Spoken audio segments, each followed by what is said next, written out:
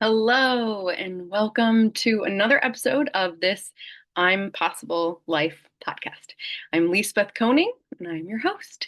And this is the season of perimenopause.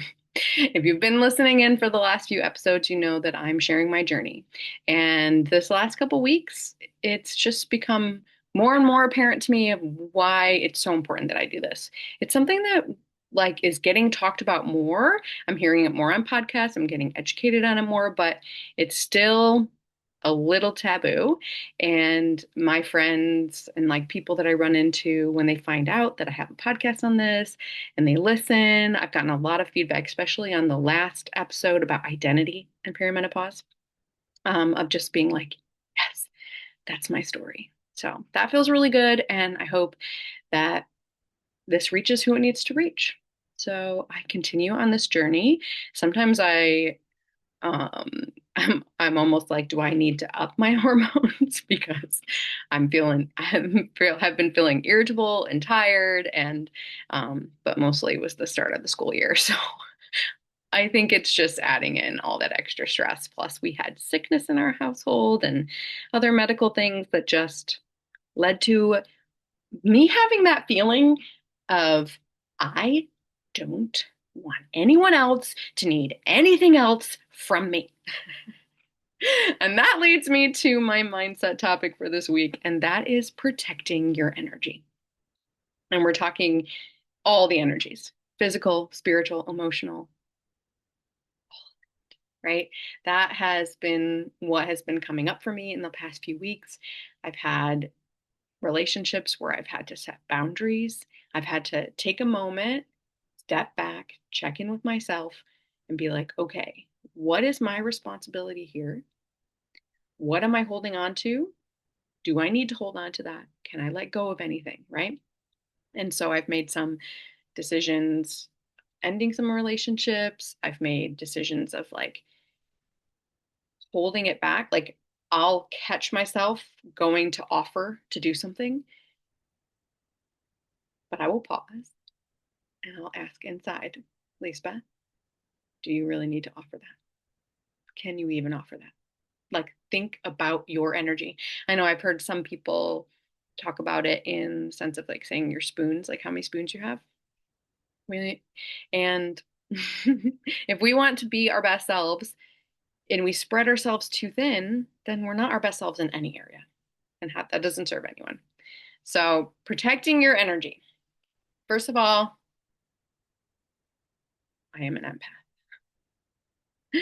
And I used to be one of those empaths that was not aware they were an empath and were totally affected by everyone else's energy, just pulling it in all the time.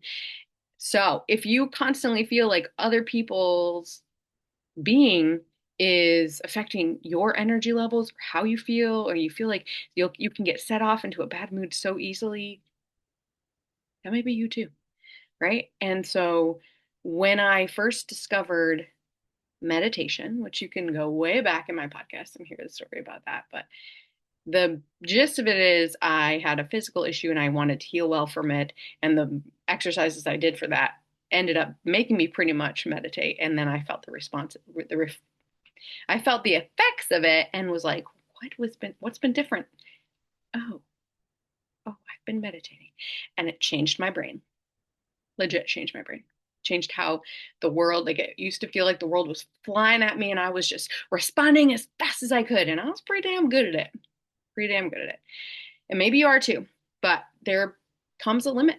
We all have a limit. And so when a situation happens to you, like it did to me, where it's just too big and too much, then you come crashing down and you don't have the strategies in order to deal with it. At least that was my story. And so if you are an empath or you think you might be, meditation is number one for protecting your energy. You have to set aside time, even if it's when activities shift, just taking a moment, giving yourself 1 minute, closing your eyes and focusing on your breath. One thing I'm really lucky about is at our school, we have the minute of silence, which every time we say we're going to do it, the kids are like, but it's actually very helpful. It's that reset moment before you shift to the next thing. And so during that minute, I use a technique that I learned in a hypnosis class where you visualize a three times. And in a previous meditation, that trained my body to physically relax totally. And so because I did that training, as soon as I think 333, my body's like relaxed. And then I think 222, and that has been trained to be associated with relaxing my mind. And so I'm picturing, oh, if you've ever been to Michigan and you see the lake, the clear water of a lake, and well, I guess you could have been anywhere, but I think of Michigan for this, and like sand and pebbles on the ground and the water like ruffling over it. Okay, so that's where my mind goes when I relax. And then one, one, one, and that is what brings you to the deepest relaxation. So very quickly, I can go into deep relaxation, and then I do a countdown, 15 down, slowly. And that resets my energy. But even better if you could do it a little bit longer. I like to get away and do a 10 to 20-minute guided meditation if possible. And it has to be possible when my brain is getting to that point where it feels like really fuzzy and it feels like I can't handle what's coming at me, right? That's the moment I'm like, okay, you need to take a meditation break. And I come back and I'm refreshed and I can then handle. So, number one, meditation.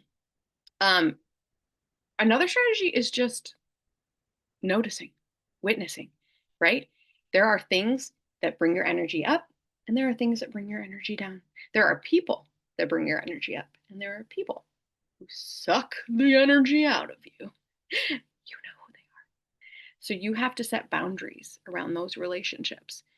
Like when you're planning your schedule, when you're going to hang out with certain people, do activities with certain people, you're going to want to space out first. If you must engage with the energy vampire, then you want to at least space them out and you want to do an energizing activity before and after that interaction. So I used to hear people, like I do hear people talk about time management a lot, but actually I would argue that it's energy management. And that is also an episode you can scroll back to if you have not heard me talk about that before. So you're going to manage your energy by thinking about when are the best activities to do for what part of the day for where your energy levels are. Mine are in the morning. Evenings, got to do something that doesn't take a lot of energy. Reclaiming. So throughout your day, especially if you're an empath, you have taken on others' energy and you've given away your positive energy. And so there's a couple ways that you can do this. One is simply just to say, universe, please release from me any negative energy that is not my own and bring back to me any positive energy I've lost. I know, kind of crazy. Energy is a little woo-woo, right? But it's so real. So real. We're not even going to get into the telepathy tapes right now.